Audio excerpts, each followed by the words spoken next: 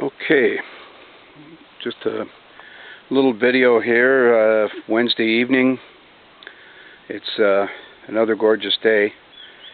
So just taking a shot here. This is where I landed the canoe back around from the main part of the lake around this little peninsula that sticks out over here. Came back into this back bay. There's a real nice easy landing right here. Nice and sandy, and brought the canoe up and have it put away for tonight.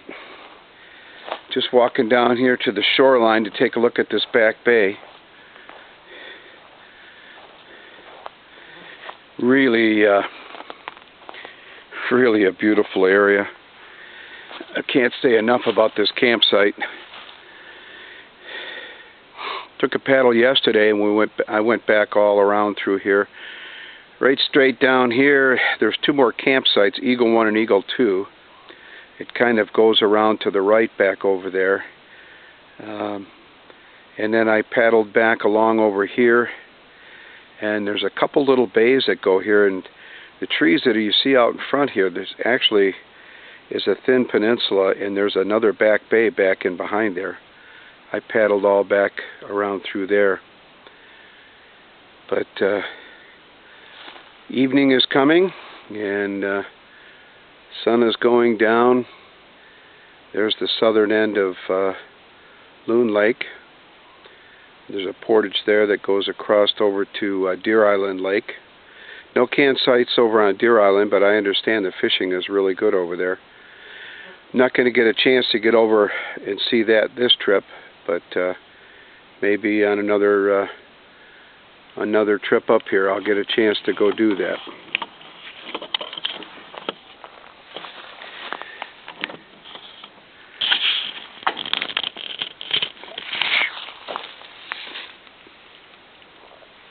Okay, well, just sit down right here and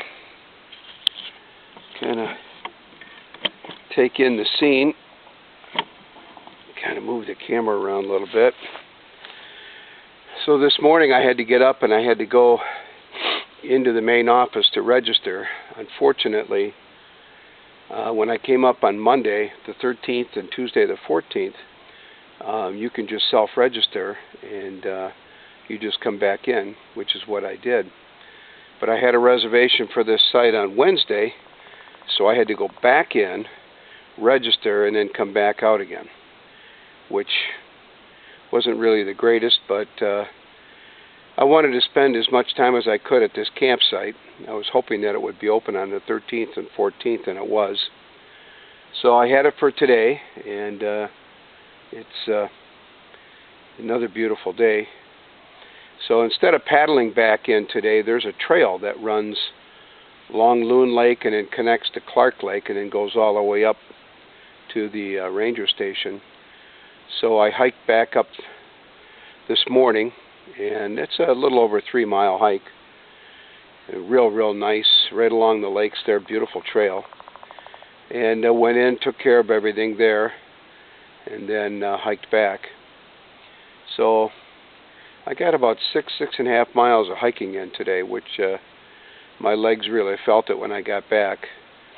So I had something to eat and then laid down for a little while.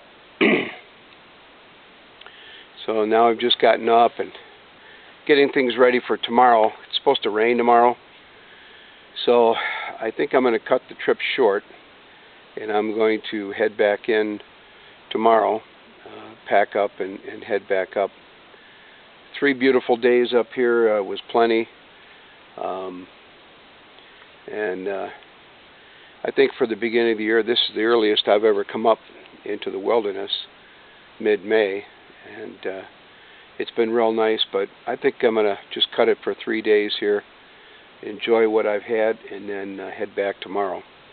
I got a few things to do at home when I get there, and so I hate to leave, but another good trip. I got a chance to look at a lot of different campsites coming in and paddling around, and then today while I was walking I was able to check out 6 more campsites to look at them and see how they were along Clark Lake.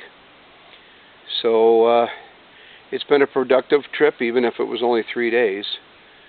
But I'll tell you what, 3 days up here, it just feels like time just gets suspended, you know. You don't even think about it.